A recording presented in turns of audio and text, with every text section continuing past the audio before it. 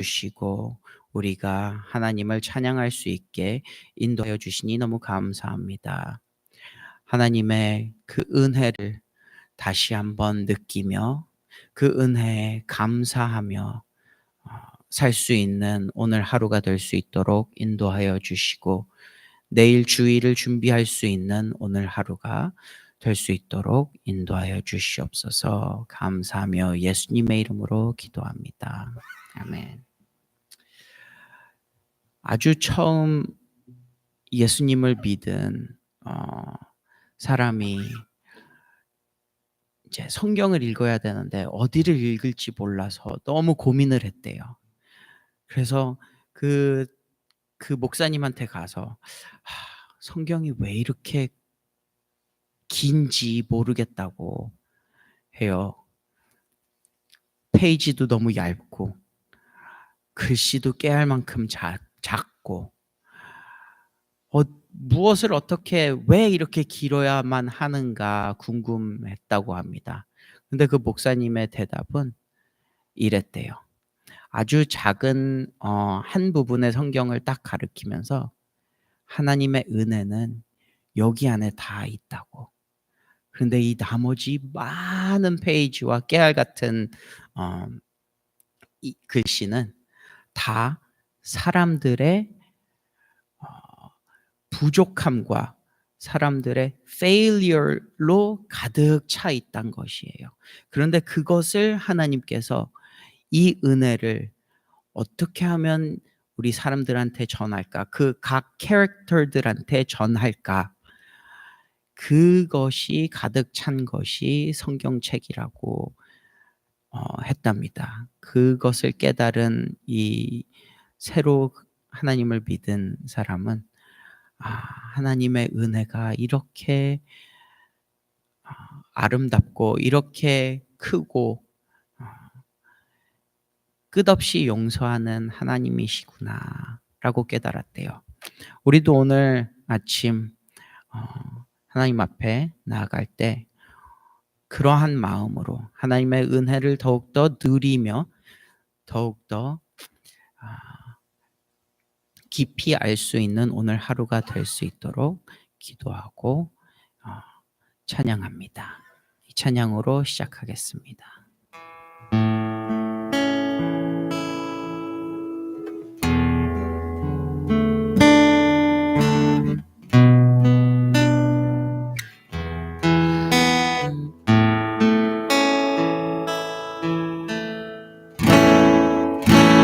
주님 곁으로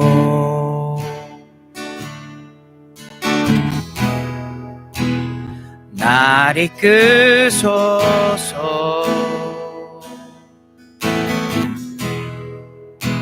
내 모든 것 다 드리며 주 음성 듣기 원하네. 나의 참 소망, 나의 참 소망. 그 무엇과도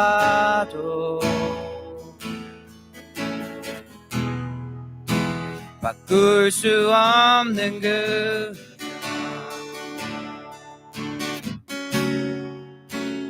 품 안에 난 길이 주님의 길로 인도하소서.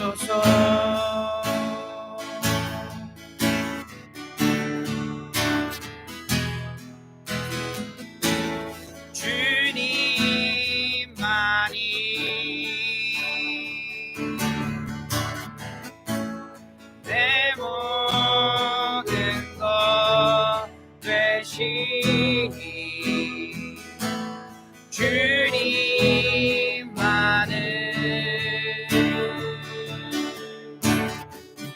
더 알게 하소서. 주님 곁으로, 주님 곁으로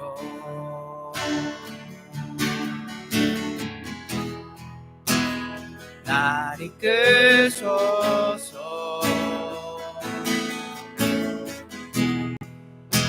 내 모든 것 다 드리며 주 음성 듣기 원하네. 나의 참 소망, 나의 참 소망. 그 무엇과도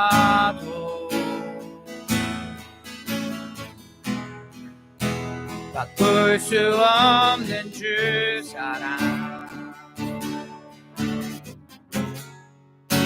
그품 안에 난 길이 주님의 길로 인도하소서.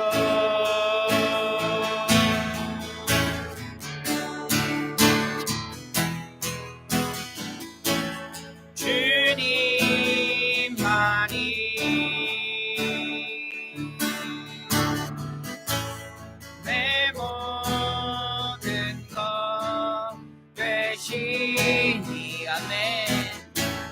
주님만을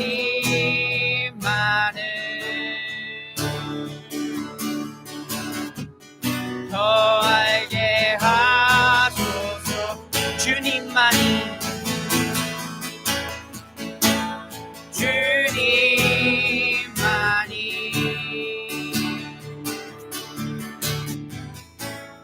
내 모든 것 되시니 주님만을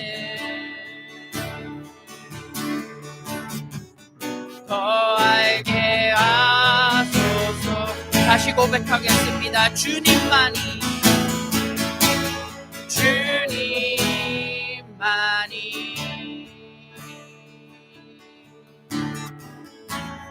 내 모든 것 되시니 주님만을 더 알게 하소서. 나는 알아요. 나 기도할 때 주님 곁에서 모두 듣고 계신 것, 나는 주님 느낄 수 있어요. 나 기도하며 주님 앞에 나갈 때 조용히 내 곁에 오셔서 내 맘 어루만지시고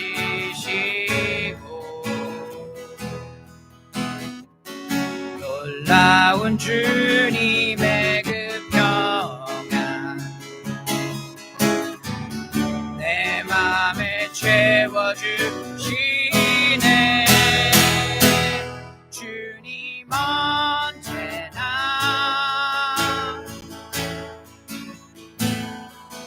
함께 하시네.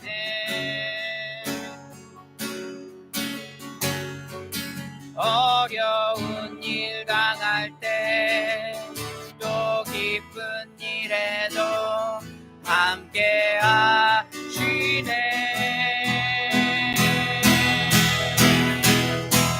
주님 언제나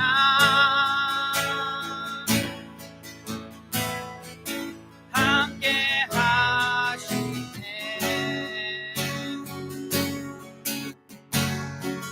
나는 알고 있어요. 주님 내 곁에 계심을 나는 알아요. 나 어려울 때 나는 알아요. 나 어려울 때 주님 날 위해 기도하고 계신 것, 주님 항상 날 기다리시네. 기다리시네. 내 모든 영역 가지고 나오기 조용히 내 곁에 오셔서 내 맘 어루만지시고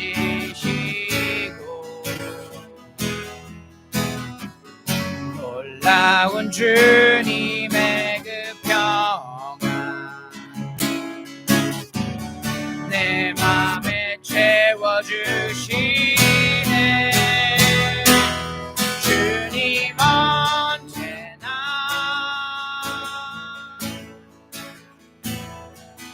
함께 하시네.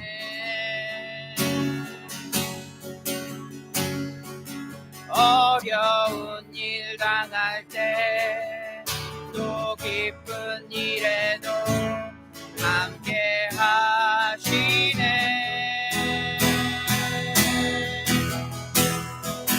주님 언제나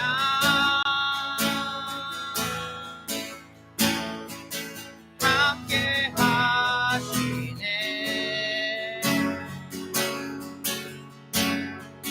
나는 알고 있어요.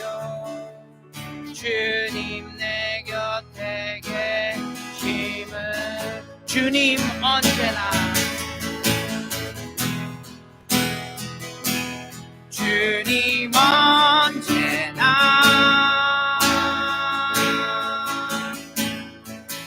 함께 하시네.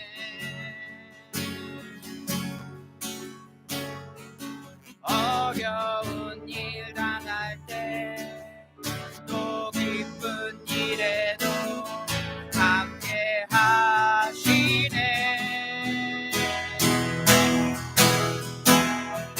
주님 언제나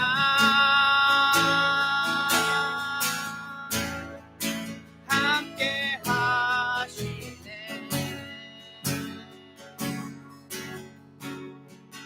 나는 알고 있어요.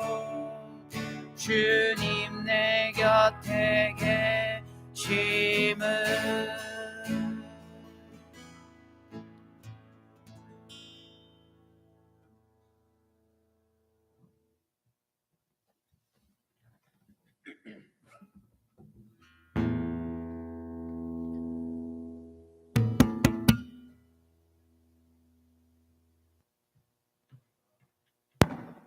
힘들 때에도 또 기쁠 때에도 아플 때에도 그리고 슬플 때에도 주님 언제나 우리와 함께 계심을 믿습니다. 우리가 혼자가 아님은 이 세상을 살아나며 헤쳐나가며 힘있게 자신있게 또 주님을 의지하며 나아갈 수 있는 우리의 큰 소망이 되심을 믿습니다. 오늘도 주님 함께 하시어 찬양 가운데 함께 거하시고 기도 가운데 함께 거하심을 믿사오니 오늘 주시고자 하시는 귀한 말씀 속에서 기도의 제목들을 깨닫게 하시고 또 주일을 예비하는 이 한날에 조용히 하나님께 나아갈 때 우리 주님 우리에게 성령으로 충만케 부어주사 하나님의 뜻을 알게 하시고 나의 삶을 돌이켜보게 해 주옵소서. 말씀 속에 함께 하시는 하나님께서 우리를 깨우치시고 또 우리를 돌이켜보게 하심을 감사합니다. 또한 우리가 실패하고 넘어져도 주님 항상 우리와 함께 하심에 다시금 우리를 일으켜 세움을 믿사오니 말씀 속에서 다시 힘주사 이 땅을 살아가며 끝내 하나님과 동행하며 살아가는 그런 거룩한 삶이 되게 해 주옵소서. 예수님의 이름으로 기도합니다. 아멘. 오늘 말씀은 잠언 21장입니다. 잠언 21장 9절로부터 13절 몇 절 되지는 않습니다. 잠언은 대부분 우리를 교훈하는 말씀으로 많이 되어 있죠. 일반적인 큰 도덕 혹은 우리의 예의의 그 범주에서 크게 넘어가지는 않습니다만은 또한 성경에서 주시고자 하시는 특별한 의미가 있음을 잠언에서 깨닫게 됩니다. 오늘은 화목한 가정이란 제목 속에서 오늘 말씀을 살펴보겠습니다. 잠언 29장 21장 9절입니다. 제가 읽고 이 10절 여러분이 읽으십니다. 다투는 여인과 함께 큰 집에서 사는 것보다 움막에서 혼자 사는 것이 나으리라.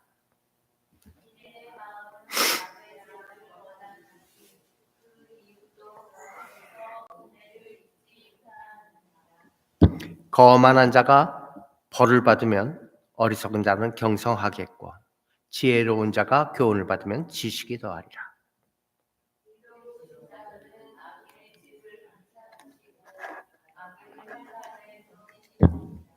귀를 막아 가난한 자의 부르짖는 소리를 듣지 아니하면 자기의 부르짖을 때 들을 자가 없느니라. 거기까지입니다.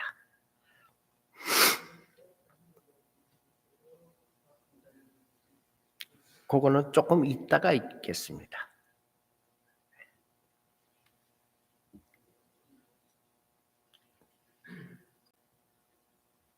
악인과 선인을 나눠놓고 있는 게 대부분 잠언의 말씀입니다. 부모님에게나 자녀에게 좋은 가정이 되는 요건이 무엇일까? 우선 부부간에 화목해야 가정천국이 이루어집니다. 그러니까 아이들이 학교에 나와 있는 아이들을 보게 되면은 좀 아이가 편안치 못한 얼굴을 갖고 행동할 때가 있게 됩니다. 아마도 가정에서 편안함이 없는 것이겠죠. 그렇듯 이 아이들의 삶에 부모의 화목이 반영되고 있다, 투영되고 있다 이렇게 생각할 수가 있어요. 때문에 우선 부부 간에 화목해야지 가정 천국이 이루어질 수 있습니다. 우리 기독교인의 가정 천국이 먼저 이루어져야만 합니다. 어떻게 하면 그럼 가정 천국을 이룰 수 있을까? 내 스스로 이루어지는 건 아닙니다만은 하나님께서 힘을 주셔야지만 이루어집니다. 분명히. 한데 하나님께서 힘을 주시기 위해서 우리가 갖춰야 될 것은 또 무엇일까? 뭐 이런 것들을 갖다가 오늘 말씀에서 살펴봅니다. 첫 번에 우리가 먼저 살펴봤듯이 부부간의 화목입니다. 화목하지 않는 가정의 아이들은 티가 납니다. 결손 과정이라고 그러죠. 결손 과정. 잠언 17장 1절 이제 읽겠습니다. 잠언 17장 1절입니다. 시작. 안 나왔어요? 네, 시작.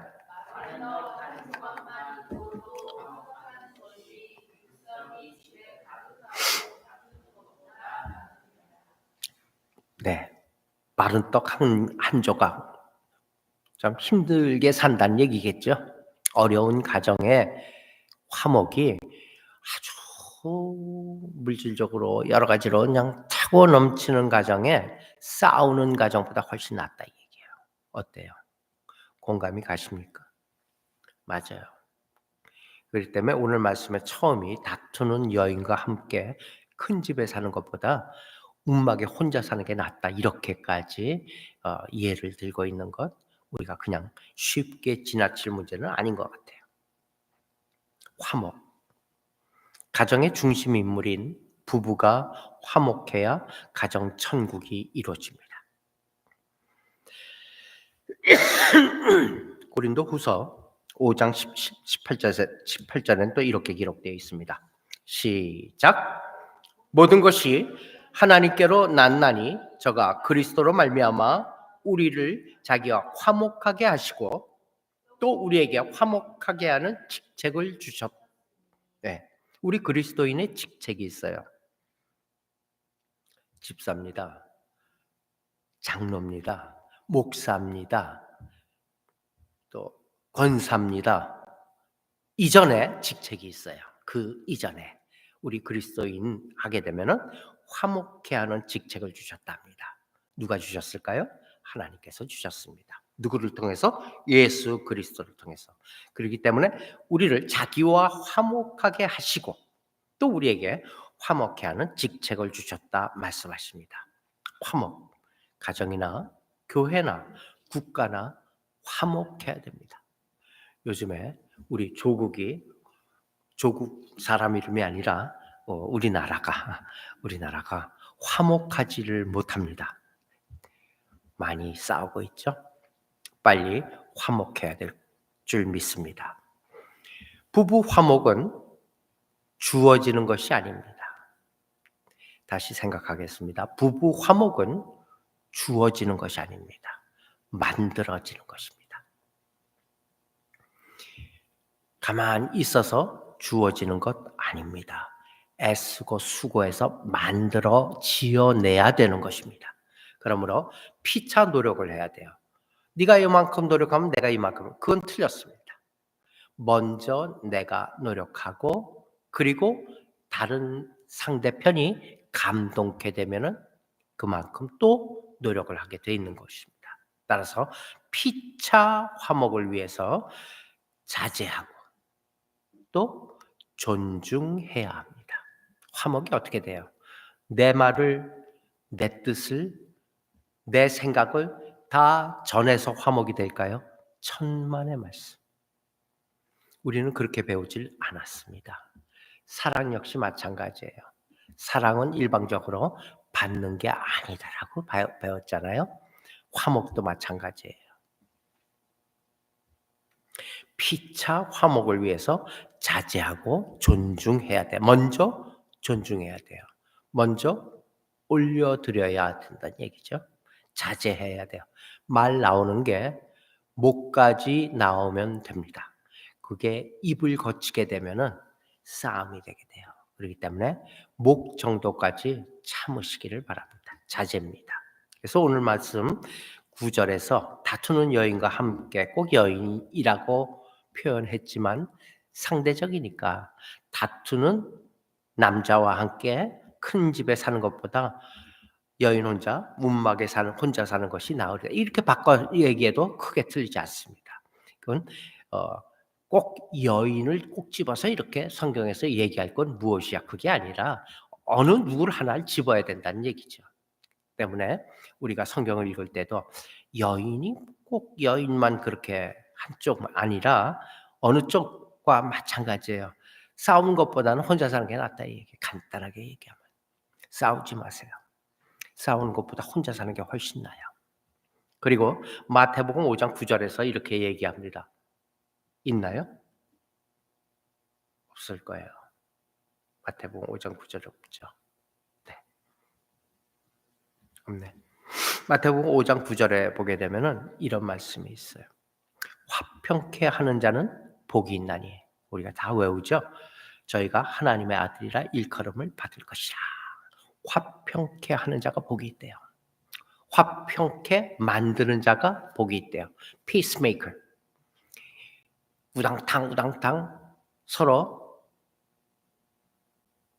화가 나 있더라도 그 사람이 가게 되면은 쑥 누그러지고 다시 새롭게 혹은 다시 기쁘게 돼요. 피스메이커잖아요. 화평케 하는 자. 이거 쉽게 되는 일 아니에요. 내 거 다 갖추고 내 거 다 주장해서 되는 일 절대 아니에요. 화평케 하는 자는 어떻게 해야 돼요? 내 거 다 벗어버리고 다 버려버리고 그렇게 들어가야지만이 화평케 돼요. 화평케 하는 자는 복이 있나니 저희가 하나님의 아들이라 일컬음을 받을 것이라. 넌 여잔데 하나님의 딸이라고 왜 안 쓰고 하나님의 아들이라고 됐을까? 그게 중요한 게 아니야. 하나의 호칭이에요. 이게 어떤 그 대명사 호칭이 아니라 일반 명사예요. 하나님의 아들들이라. 예수님은 우리와 하나님과의 화목을 위해서 이 땅에 오셨죠. 고통받으시고 죽으시기까지 하셨어요. 그러므로 그리스도인에게 있어서 화목은 의무입니다. 왜? 예수 닮아가는 것이 의무이듯이 화평하는 것은 의무입니다. 어떻게 하면 화평할 수가 있을까? 그러면 대화가 있어야 됩니다. 잠언 15장 23절입니다. 시작.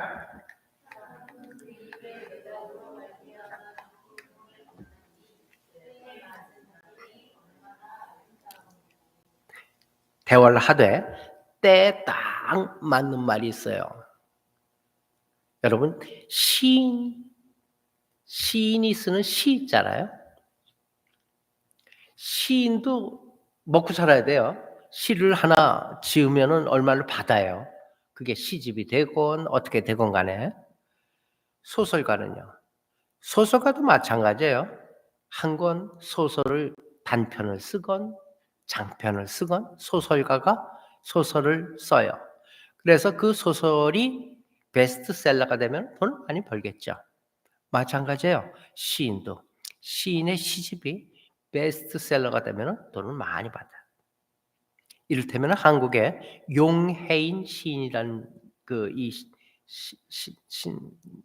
신부가 아니라 뭐라 그러죠? 수녀. 예. 이예인이야. 용해인은 아니구나. 용해인은 누구더라? 용해인이 누구예요?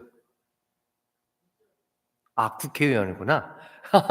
국회의원 용해인. 예.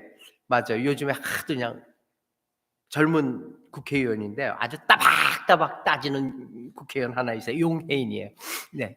이예인 맞아요. 이예인 시인도 돈 많이 벌어요. 돈 많이 벌어요. 그런데요. 잘 보세요. 시인은요. 얼마 안 되는 글 써 갖고서 돈을 벌고 소설가는 한 600페이지 되려고 그러면 얼마나 많이 그 소설을 써야 되는지 몰라요. 이만큼 소설 써야 되잖아요. 근데 가격이 비슷하단 말이에요. 그 누가 그걸 갖고서 시비를 건 적이 있어요. 우리 시인하고 소설가하고 좀 불공평하지 않느냐? 그런데요. 시라는 것이 무슨 뜻인지 아세요? 시는 어떻게 만들어지느냐? 시는요. 그 단어밖에 그 자리에 들어갈 단어가 없어요.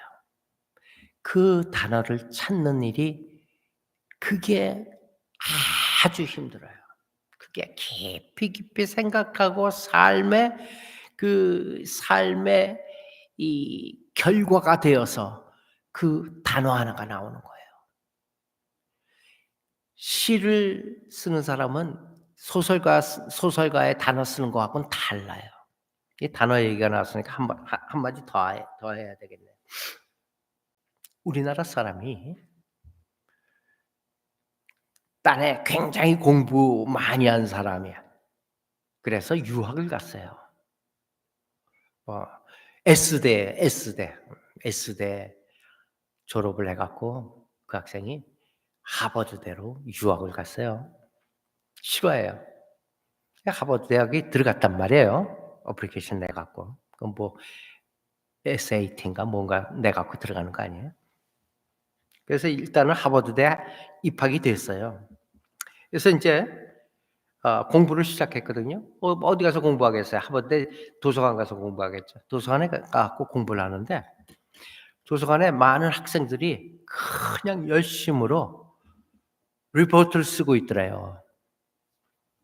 그래서 저 사람들은 어떻게 공부를 하길래 하버드의 그 공부벌레라는 이런 말도 생겨나고 그랬을까? 학생이 유심히 본 거예요.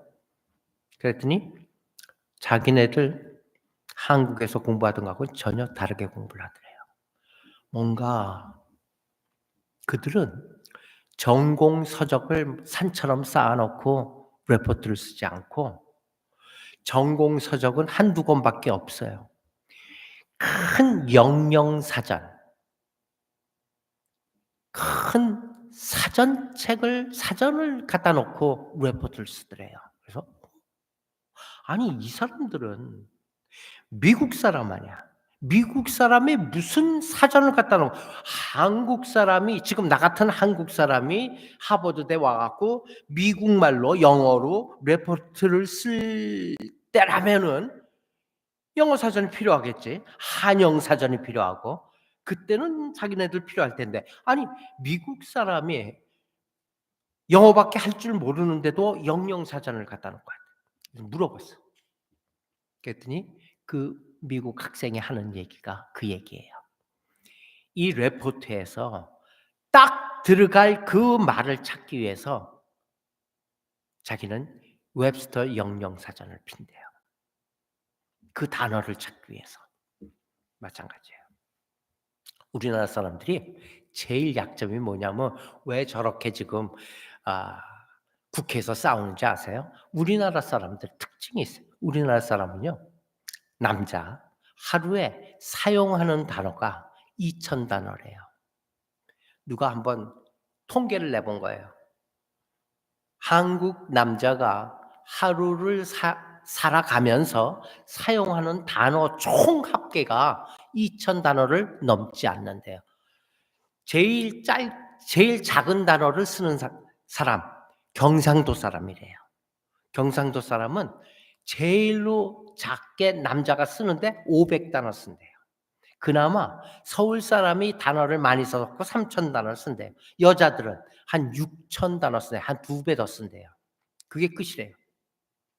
그러니까 우리나라 사람들은 단어를 쓸 줄 모르는 거예요. 그래서 말을 시키느라고 여기에다 불러 세우면은 우리나라 사람들 거의 10사람 중에 9사람이 뭐라고 얘기하는지 애저또예요. 애저또. 하면서 얘기를 해요. 혹은 또 그거 빼면은 얘기가 없어요. 그 말 잘해야 되는 국회의원 한번 보세요. 말을 잘하는 사람이 몇 명이나 되나? 없는 거야. 그러니까 한 3,000단어 갖고서 국회의원 하는 거예요. 그러니까 나는 이렇게 얘기했는데 그러면 듣는 사람이 또 멱살 잡고서 뭐라면 네가 그렇게 얘기한 게 이런 뜻 아니냐? 그러면 아니야. 그 뜻은 이게 아니고 저 한 단어 갖고 뜻이 여러 가지니까 딥다 그거 갖고 싸우다가 국회의원 생활 다 하는 거예요. 근데 미국은 안 그래요. 미국은 애저또가 없어요. 한번 국회의원들이라든가 정부 뭐 관료라든가 하다못해 경찰들 마이크 댔을 때 경찰 얘기하는 거 한번 보세요. 거기에 애저또가 있는가? 준비해온 원고 없어요. 바로 사건 현장에서 CNN이 마이크 대는데 그 경찰 일반 바닥에 있는 경찰이 무슨 지도자도 아니에요. 뭐 간부도 아니에요. 딱 얘기하는 거 보세요. 기승전결로 딱 얘기해요. 이게 미국하고 한국하고 다른 점이에요. 한국은 마이크 대면 다 도망가잖아요. 와서 뭐 얘기하라 그러면은 얘기하지 나 부르지 말라 그러잖아요. 왜? 할 말이 없는 거예요. 할 말은 있겠지. 그걸 갖다 표현할 능력이 없는 거예요. 얘기했던 대로 같습니다. 해서 소설가나 시인이나 비슷하게 먹고 사는데 시인은 몇 줄 쓰지 않은 글 갖고 먹고 살고 소설가는 600페이지 이상을 써야지만 먹고 살아요. 그것이 왜 그런가? 시인은 그 시에 딱 들어갈 단어가 그 단어 하나를 찾기 위해서 그렇게 몇 날 며칠을 고심하기 때문에 그래요. 중요한 것은 대화가 있더라도 우리나라 사람의 대화는 자기 주장을 얘기하는데 자기 방식대로 얘기해요. 그래서 싸우는 거예요. 대화, 먼저 화목한 가정을 이루기 위해서는 대화가 필요해. 대화가 부족하면은 오해가 생기겠죠. 더 나아가서는 대화에서는 바른 단어, 정확한 단어를 사용해야 돼요. 애저또 하면 안 돼요. 거기 있잖아, 거기가 어딘지 어떻게 알아요? 거기가 다 그것을 먼저 생각해 갖고 머릿속에 정리해 놓고 얘기해야 돼요. 그래야지만이 오해가 생기지 않습니다. 그래야만이 다툼이 생기지 않습니다. 그래야만이 분쟁이 또한 생기지 않습니다. 이사야서 1장 18절입니다. 시작. 여호와께서 말씀하실 때 오라 우리가 서로 변론하자. 너희 죄가 주홍 같을지라도 눈과 같이 희어질 것이요 진홍같이 붉을지라도 양털같이 되리라. 뭐 하게 되면 이렇게 된다고요? 뭐 하게 되면 이렇게 된다고요? 오라 우리가 서로 그다음 변론이요. 변론. 우리는 디베이팅, 변론하는 습관을 잘 갖춰야 됩니다. 성경이 얘기하고 있어요. 미국의 교육 과정이 다른 것이 뭐냐면은 미국 교육 과정은 다 변론, 디베이팅 하는 시스템이에요. 우리나라는 탑다운 시스템. 선생님은 분필 갖고 써. 그러면 아래에 있는 학생들은 그거 분필로 쓴 거 다 외워. 그것이 답이야. 그것은 선생의 답인데. 그렇게 우리는 탑다운식 교육을 받아왔기 때문에 변론을 못해요. 디베이팅을 못해요. 미국은요. 요만한 때서부터 디베이팅을 하더라고요. 요만한 때서부터. 언젠가는 우리 애들 어렸을 때 누구야? 대통령 이름이. 레이건이었나? 뭐 옛날에. 애들이 중학생이었나? 우리 딸애가. 대통령 선거인데 가갖고 그거 갖고서 변론을 해야 된대. 그래서 난 금방 아니 국민학생이 중학생이 대통령의 어떠한 이 정치 철학이라든가 자기가 하고자 하는 목표라든가 이런 걸로 어떻게 중학생이 대변을 해? 그 변론을 해? 했더니 그게 아니다는 얘기예요. 가서 뭐 했니? 그랬더니 어떤 애가 그 후보가 빨간 타이를 맸는데 그 빨간 타이가 옷하고 안 어울렸대. 그거 디베이팅을 하더라고요. 그 수준에 맞는 디베이팅이죠. 애들이 무슨 정책을 디베이팅을 하겠어요? 그렇지는 않아요. 정책 디베이팅 안 해요. 그런 얼토당통한 일을 미국 교육에서는 안 시켜요. 그 대신 그 아이들에게 맞는 디베이팅을 하는 거예요. 머리가 너무 허연 것 같아. 뭐 이런 거 외모 갖고라든가 그런 거죠. 구두를 어떻게 신었다. 뭐 이런 외모라든가 아니면 말투가 너무 크게 얘기하는 것 같아. 뭐 이런 거죠. 그 디베이팅 문화에 익숙하기 때문에 나중에 머리가 커서 고등학생이 되고 대학생이 되고 다 디베이팅 문화잖아요. 여긴 전부 다. 그러니까 마이크만 갖다만 대면은 절절절절절 얘기를 하는 거예요. 이런 왜 그래요? 성경에 있는 얘기예요. 우리가 서로 변론하자 얘기해. 변론. 우리는 변론에 약합니다. 그렇게 되면은 너희 죄가 주홍 같을지라도 눈과 같이 희어질 것이요 진홍 같을지라도 양털같이 되리라. 하나님께서 우리와 대화하자고 하십니다. 기도하는 것도 마찬가지예요. 맨날 판에 박힌 기도를 하는 것이 아니라 대화를 하재요. 하나님이. 그러면 어제 기도와 오늘 기도가 달라져야 되지 않겠습니까? 왜? 대화를 하는 거니까. 대화를 통해 죄를 씻어 주시겠다고도 지금 말씀하십니다. 이렇듯 가정에서도 마찬가지예요. 대화가 끊이지 않아야 돼요. 그런데 그 대화가 끊어질 때 화목한 가정이 깨지게 되는 거예요. 단 대화도 상대방의 눈높이에 맞는 대화, 이해할 수 있는 대화, 그리고 잘 설명하는 대화가 돼야 되겠습니다. 가정 안에서의 대화는 한 두 가지로 나누어 볼 수가 있어요. 우리 믿는 사람에게 있어서 가정에서 대화. 첫 번째, 하나님과의 대화겠죠. 하나님과의 대화가 끊긴 가정, 끊어진 연과 같죠? 향방을 알 수 없습니다. 하나님은 사람들과 대화하기를 원하신다는 거 기억하시길 바랍니다. 출애굽기 4장 11절 12절에서 보게 되니까 여호와께서 그에게 이르시되 누가 사람의 입을 지었느냐? 누가 벙어리나 귀머거리 눈 밝은 자나 소경이 되게 하였느냐? 다 여호와가 아니냐 이 얘기예요. 하나님께서 입을 지으셨습니다. 대화를 하시길 바랍니다. 하나님과 어떻게 대화할 수 있나요? 기도죠. 오늘 그 기도를 하는 것입니다. 기도는 하나님과의 의사소통이에요. 판박이처럼 맨날 같은 걸 기도할 수는 없겠죠. 물론 강조하기 위해서 기도하는 건 되지만 늘 가까이 있는 사람하고 할 말이 제일 많아요. 먼 데 있어 갖고 뭐 10년에 한 번 만났어요. 아무리 가까운 동생이라 하더라도 "잘 있었냐? 어디 아픈 데는 없지? 왜? 건강해? 그리고 집에 일은 잘 돼?" 그다음 할 얘기가 없는 거예요. 그다음에 얼굴만 더 보고 있어요. 왜? 멀리 있었기 때문에. 가까이 있는 사람하고 대화가 길어요. 그래서 하나님하고 대화도 그렇게 길게 하는 것입니다. 두 번째, 가족과의 대화가 있겠죠. 가족 간의 대화가 있어야 돼요. 가족들끼리 마음을 닫아 놓고 있다면 결코 화목할 수 없어요.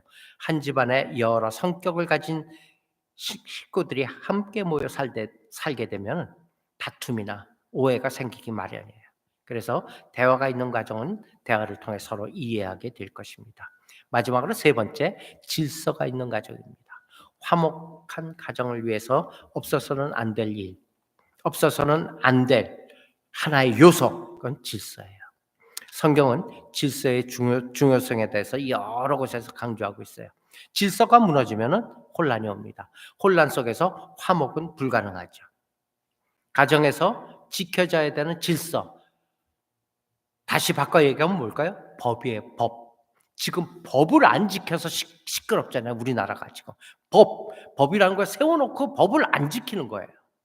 지금 법 지키는 문제가 갖고 시끄럽잖아요.